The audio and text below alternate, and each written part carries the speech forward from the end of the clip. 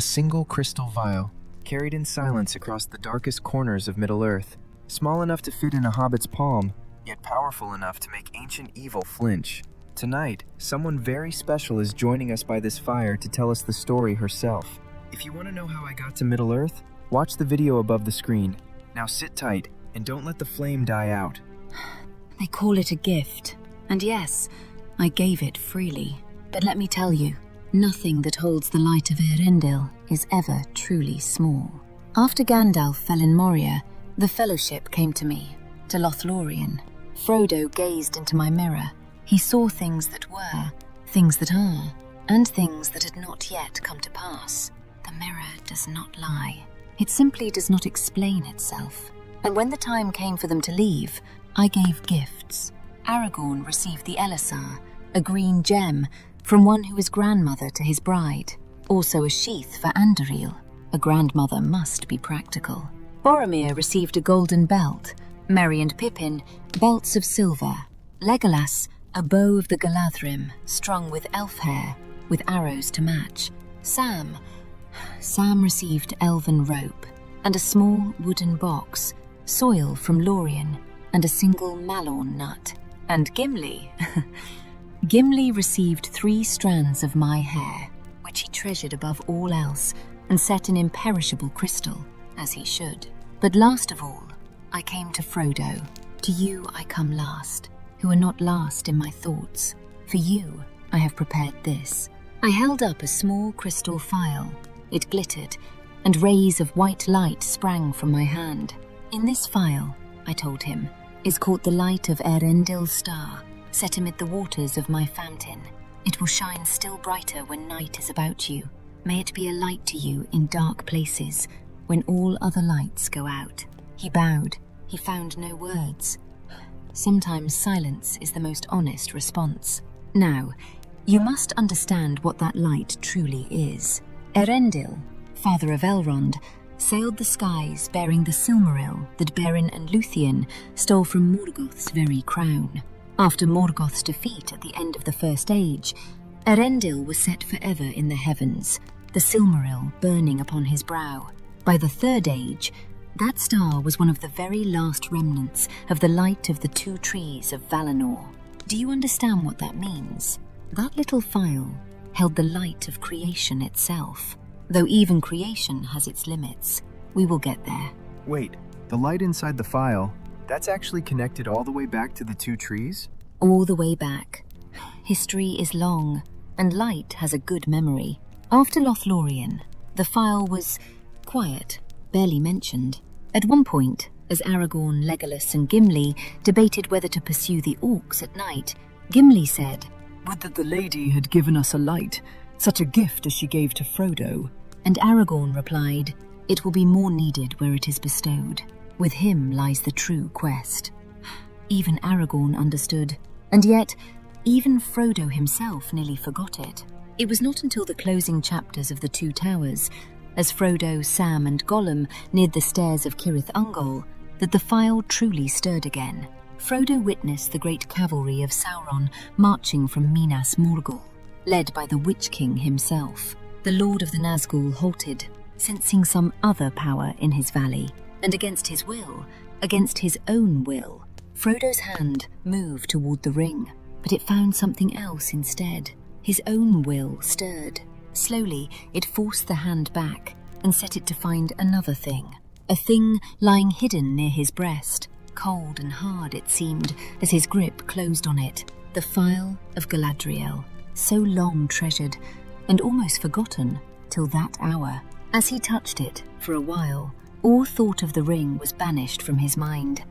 Even I did not know it would work quite like that, but I am glad it did. The Witch King continued on his march. The hobbits continued on their path, and the next day, after Gollum's treachery was finally revealed, Sam reminded Frodo it was to be a light when all other lights go out. Slowly, his hand went to his bosom. Slowly, he held aloft the phial. For a moment it glimmered, faint as a rising star struggling in heavy eastward mists. And then, as its power waxed and hope grew in Frodo's mind, it began to burn and kindled to a silver flame. a minute heart of dazzling light, as though Eärendil himself had come down from the high sunset paths with the last Silmaril upon his brow. The darkness receded from it until it seemed to shine in the centre of a globe of airy crystal, and the hand that held it sparkled with white fire. Frodo gazed in wonder at this marvellous gift he had so long carried, not guessing its full worth, not guessing its full potency. He really should have used it sooner. And then, from somewhere deep in him, words came unbidden, words he did not know he knew. Aya, Eärendil, Elenion, and Kalima. Hail, Eärendil, brightest of stars. Another voice spoke through his, clear, untroubled by the foul air of that pit. Of course. Frodo was then poisoned by Shelob, and the phial passed to Sam. Sam used it to escape the spider's lair, and then he used it again at the Tower of Cirith Ungol to face the Watchers, 2 carven figures, each formed of 3 bodies, faces of vultures, eyes of black stone, inhabited by some dreadful spirit of evil vigilance. Sam could not cross the threshold. Their power held him back. Then, greatly daring, because he could think of nothing else to do, he drew out the phial and held it up. Its white light quickened swiftly. The shadow under the dark arch fled. The monstrous Watchers sat there, cold and still, revealed in all their hideous shape. For a moment, Sam caught a glitter in the black stones of their eyes, the very malice of which made him quail. But slowly, he felt their will waver and crumble into fear. Then he sprang past them. Sam Gamgee, running past creatures of ancient dread, with my phial in his hand. I love Sam so much. As do I.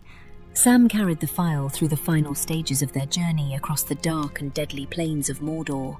It stayed hidden until they came at last to Mount Doom itself, and there, after his confrontation with Gollum, sparing his life, Sam ran to the very crack of doom, trying to catch Frodo. He could see nothing. In his great need, he drew out the phial once more, but it was pale and cold in his trembling hand, and threw no light into that stifling dark. He was come to the heart of the realm of Sauron, the forges of his ancient might, the greatest in Middle-earth. All other powers were here, subdued. Here, in the very heart of Mordor, even the light of the Silmaril of Eärendil could not penetrate the darkness. There are places even starlight cannot reach. Of course, the ring was ultimately destroyed, and the phial, along with Sam's little box from me, was returned to them by Gandalf at the Field of Cormorant. And on the final page of The Return of the King, as Frodo sailed from the Grey Havens to the Undying Lands, it was the last thing Sam, Merry and Pippin would see of their friend. The ship slowly slipping away down the long grey firth, the light of the glass of Galadriel that Frodo bore glimmered and was lost. Thus the phial went with its bearer and its maker to the uttermost west, sailing out of the history of Middle-earth forever. Some lights are not meant to remain in the dark. There you have it, a small crystal vial that carried the oldest light in existence, from the 2 trees to the Silmaril, to a star in the sky, to a hobbit's trembling hand in the darkest corner of the world. It failed only once, at the very heart of Sauron's power, and even then, maybe it didn't fail. Maybe it just waited, because in the end, the light won. What was the moment with the phial that hit you hardest? Let me know in the comments. Some gifts change everything, and you never see them coming.